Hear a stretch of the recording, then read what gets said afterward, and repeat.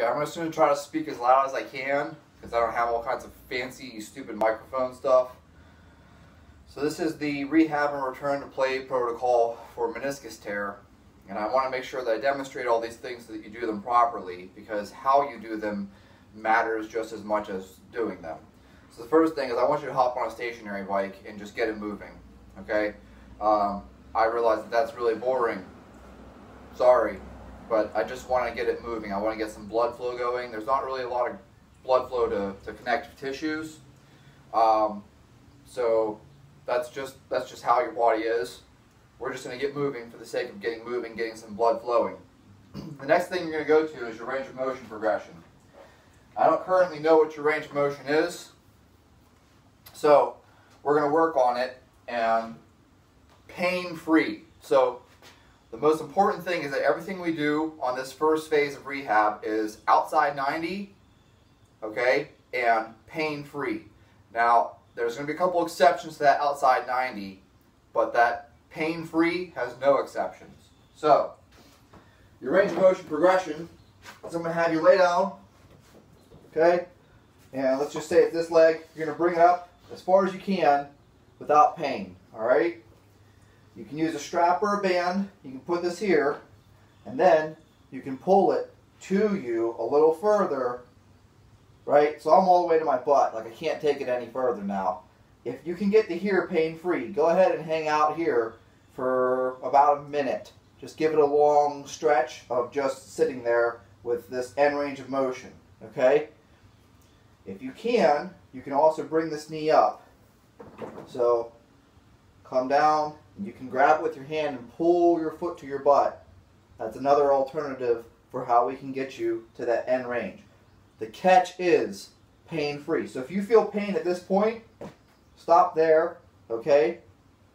And we're just going to hang out for a bit. Just let it relax. Try to scooch it in a little bit more after the pain goes away. We're just going to keep trying to get this foot further and further up. I don't know where your pain is going to occur at, but if pain occurs all the way out here, hang out for 30 seconds and see if you can move it in an inch. If you can, hang out for 30 seconds. Try to move it in an inch. Just keep trying to move it in till we get that full range of motion back. This may be unnecessary. You may already have complete pain-free range of motion, in which case you don't need to waste your time on this. But if you don't have pain-free range of motion, we need to start with the range of motion progression. Okay. The next thing is going to be isometric quad.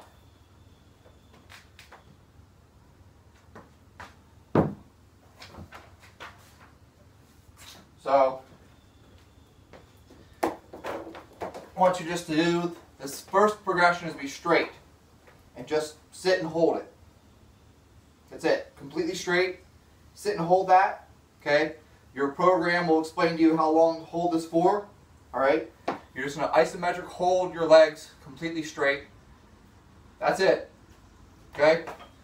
You'll eventually progress that. So we'll have, a quarter.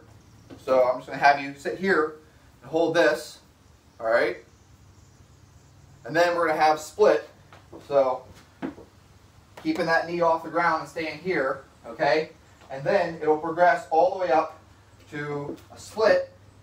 And I want you to stay up on this forefoot. So see how the heel's off? So heel down.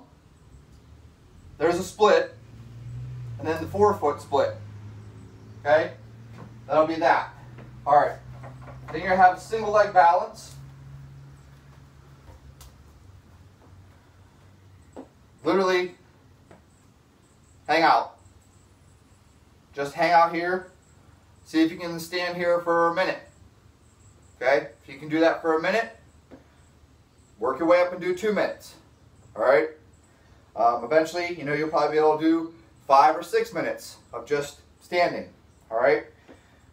Once we get there, we can progress to staying with it slightly bent. And just holding that. Okay? Same thing. Always doing both legs. Alright? So you're just going to hold this slightly bent and just stand there. It's a single leg balance. Okay. Then you're going to progress to a Y balance. All right? So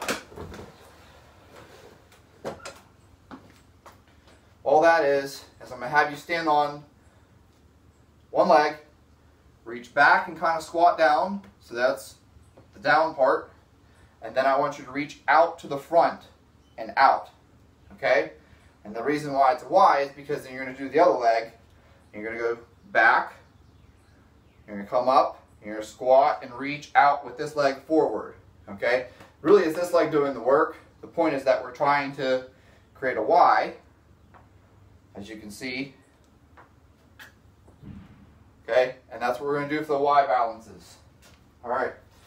You already know your Bulgarian split squat, but what's important is that when we start this progression, okay, what I want outside 90. And I know that that's going to feel weird to you, but see how I'm actually staying up? So I'm not going to drop it super deep, okay? We're going to stay outside 90. Then eventually we're going to work our way down. You know, we can get different height benches, and we can even elevate the front foot, all kinds of stuff like that, so that eventually you're going to be here, you know, parallel. And then of course we'll have to elevate that front foot so that eventually you're actually going below 90 on a Bulgarian split squat. So we're going to increase the range of motion over time. This first phase, we're going to stay outside 90. Okay? Reverse lunges. So again, I actually want you to stay outside 90. So when you step back, you don't have to go all the way down to this knee touches. You can just go back outside 90. If there's pain, go ahead and shorten the range of motion. Like if all you can get is to a quarter, that's okay. Like I'm okay with you just doing reverse lunges that are all quarter height if that's pain-free. Pain-free. Single leg press. I don't have a leg press machine, but you do. So we're going to use that. Again, outside 90 initially. Alright, so if all you're doing is just, you know, quarters with the single leg press, that's completely fine. Don't push the range of motion to a point where you feel pain. Okay? In fact, actually don't even go to 90 and don't go past 90 on the leg press in this first phase. Even if it was pain-free, stay outside 90. Everything's outside 90. Single leg box squat. So I'm just going to go ahead and demonstrate it on here. You can use a different height bench, whatever works for you. All you're going to do is sit down, but you can see this one's high enough that I'm outside 90, and then you're going to stand up. Okay? That's it. You're literally just going to sit down to the bench, keep this leg up, stand up. You can put a weight vest on. You can hold dumbbells. You can put a barbell on your back. You can hold a barbell in front rack position like a front squat. Totally up to you. I don't have any preference. You're free to load it however is comfortable for you. Okay? Start off with body weight. Alright? Just no weight at all. Just your body weight. And see if you can do these. Alright? And if that causes pain, then you either need to raise the bench, and if you're loading, you need to reduce the weight. But obviously with body weight, you're not going to be able to do that. So raise the bench. Okay? So if that's painful, you need to get a higher bench or a higher box. Single leg squat. I gotta watch my head and make sure I don't knock myself out here. So your single leg squat is going to start off on a bench or a box. I just want you to come down, stay outside 90, and stand up. Okay? That's it. Like that is our single leg squat for phase 1. So I just want you to get on something elevated. And you're just going to simply lower yourself down, stand back up, letting that other leg hang, okay? If you're comfortable with it, I'm even fine with you doing single leg squats like this, staying outside 90 and standing back up, okay? That's still acceptable to me. Go ahead and let that knee travel forward, by the way, too. Knees over toes, we want that, okay? We want that. I don't want you trying to sit back with it all the time and keep that knee and shin, all that, you know, this whole idea of like, oh, you gotta keep your shin vertical. And no, like you're an athlete. When you're running, when you're decelerating, accelerating, you're cutting, you're going to end up in positions where that knee is going to go over. Especially like if you're planting the ball of your foot and your heel's off because you're pivoting and turning, your knee's going to be way over. So we want to make sure that your knee is strong in that position, because that position is going to occur in your sport. Moving on, hamstring curl. I don't have a hamstring curl machine, but you do. Pretty standard. You're going to do them single leg, okay, not both legs. You're going to do them single leg. If you didn't have one, all right, there are a variety of ways that you can set yourself up on a bench using a band, and you can curl that. I've even seen people do stuff like ankle weights and just doing hamstring curls with ankle weights on. All right? If you have to, do them that way. Like, I'm not that picky about it. As long as there's a hamstring curl involved, I'm not picky how you do it. Okay? And then, of course, the final one is the single leg Romanian deadlift. I want these contralateral, okay, as far as the loading is. So, you know, on one hand, you might think, oh, okay, well, I'm doing my right leg, so I'll hold it in my right hand, and there's your single leg Romanian deadlift. I want it actually in your opposite hand, okay? That's why it's contralateral. So, opposite hand, and you're going to come down and back up, all right? And you'll see, I want you to keep that knee like this. I don't want you to straighten it. Keep the knee bent and go down and come back up. The knee stays bent. Don't do this thing, all right? That's for later on. For this first phase, everything's going to be single legs with be bent, okay? And the same thing, actually, you can do it even in your Bulgarian split squat. I'll let you decide what's most comfortable for you.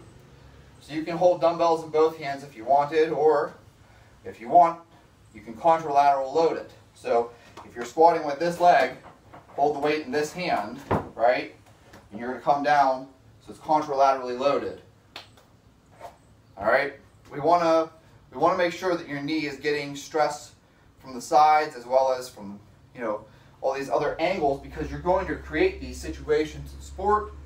I realize that this is very minor. This is phase 1. So when we move on to the second phase and the third phase, we're going to start increasing the stressors. We're going to start putting lateral loading into things. There's going to be a lot more stress on the knee. This first phase is intended to be too easy.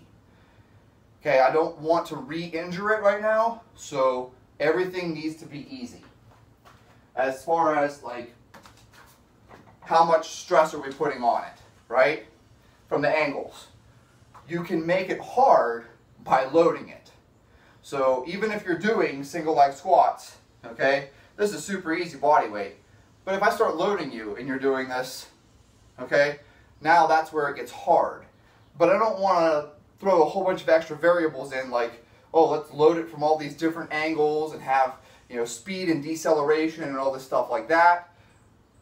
This is enough that we can just keep loading it, and the loading is what's going to make this hard, okay? That's the protocol for phase 1. And the same thing I want to mention here too, okay? This is why, like, you're going to be doing RDLs instead of deadlifts, and you're going to be doing box squats instead of full squats. So whenever you choose your box, make sure you choose a box where you're still above 90, okay? I don't care if you come very close to it. I don't care if you choose a box that's all the way quarter. And I will also let you decide, based on your comfort, you could use a bench even and straddle it, okay? So this definitely puts me outside 90, okay? And I can squat to a bench instead of using a box. And for some people, that's more comfortable, and that's completely fine. Like, if this works for you, go ahead and use a bench to do your box squats instead of using a regular, you know, box that we use for box squats. I'm going to leave those things to you, because those are going to be things that you need to decide based on pain. Okay? If having a wide stance when you squat causes pain, then that's not going to work. So we're going to have to go back to a regular box, you know, with the corner and squatting down so your legs can stay in. But if that's painful, then try something wider like squatting to a bench. Okay? It's going to have to be dictated by pain. think this wraps things up on the first phase. You know, there's going to be hang power snatches, hang power cleans. Everything is going to be, you know, staying upright. We're not going to be catching in a deep squat or anything. So, you know, if you catch here, that's totally fine. You know, I don't want you catching rock bottom. And even with the push press, you know, obviously, you know, you're going to push press and stay above 90 when you've been in that dip drive, okay? And then, of course, I have the landing mechanics in there for you. I'll touch on that really quickly. For the landing mechanics, don't want to bang my head off something. You're literally just going to step off and land. And make sure like you land like good and solid, staying above 90. If you drop off something so high that you have to land all the way down here, it was too high, okay? So choose a height where when you land, boom, you stick it and you're outside 90. All right? That'll cover that. That's our first phase. And of course in the second phase we'll start including some plyometrics. So you'll go beyond just landing. You'll land and reverse that. But that's for the second phase. So this first phase is all just very specific loading, outside 90, pain-free. If we can make it through that, okay, and it's pain-free from start to finish, then we can initiate the second phase where we will allow small amounts of pain to occur because we do need to put the tissue under the same stress that it's going to be under in sport. So that's a different topic, that's a different discussion, but the point is for phase 1, no pain, and like I said, most of what we're going to do is going to be outside 90 except for like your range of motion progression, okay? Otherwise everything stays outside 90.